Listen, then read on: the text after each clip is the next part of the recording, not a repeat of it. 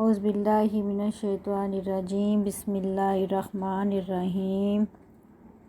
السلام علیکم میری عزیز بہن اور بھائیوں۔ نبی کریم صلی اللہ علیہ وسلم کا ارشاد ہے کہ میرے صحابہ رضی اللہ تعالیٰ عنہ کو برا نہ کہو اور گالی نہ دو۔ اس ذات کی قسم جس کے ہاتھ میں جان ہے، تم میں سے کوئی اگر احد پہاڑ کے برابر سونا بھی خرچ کر دے تو وہ ان کے ایک مد اور نہ ہی ان کے نصف تک پہنچ سکتا ہے۔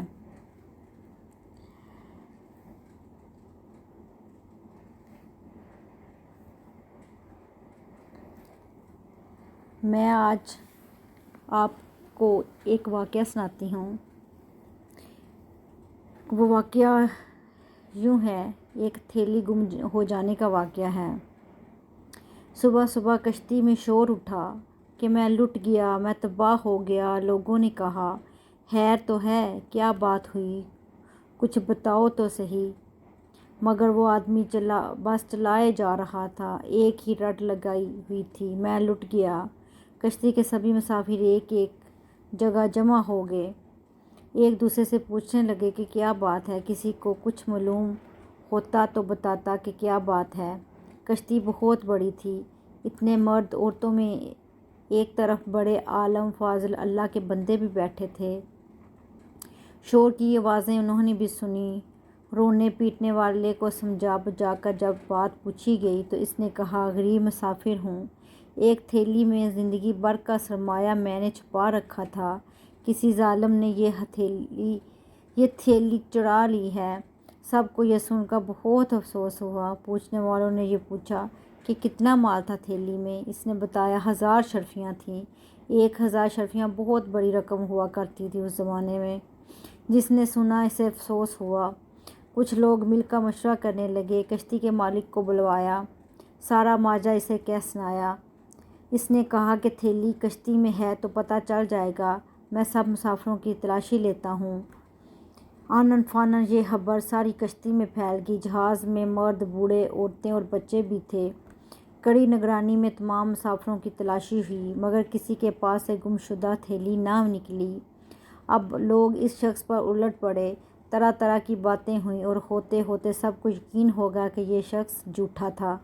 جھوٹے پر اللہ تعالیٰ کی لعنت ہوتی ہے۔ سب اسے برا بھلا کہہ کر اپنی جگہ جا بیٹھے۔ جھوٹا سر پٹا کر اپنی جگہ آ بیٹھا۔ جب تک سفر جاری رہا مسافر اسے پھٹکارتے رہے۔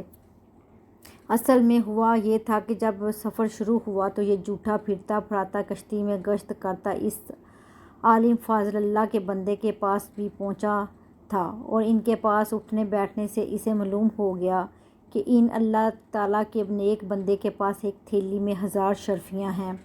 اب اس فریبی کو ہر لمحہ یہ فکر کھانے لگی کہ کس طرح 1000 شرفیاں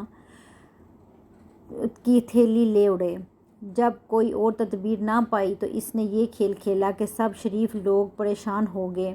تمام مسافروں کو تلاشی دینا پڑی۔ تلاشی ان عالم کی بھی ہوئی، لیکن کسی کے پاس سے وہ تھیلی نہ نکلی۔